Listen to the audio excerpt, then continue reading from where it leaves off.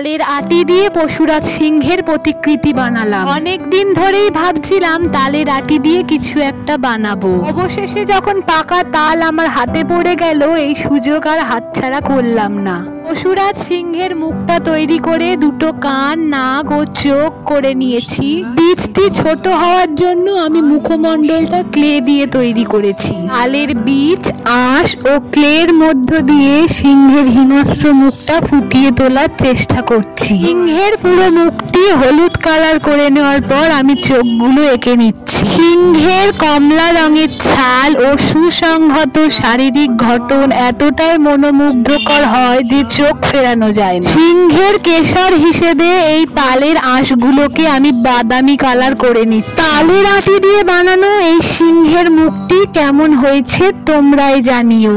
আমার তো প্রিয় প্রাণী সিংহ, তোমাদের কোন প্রাণী পছন্দ?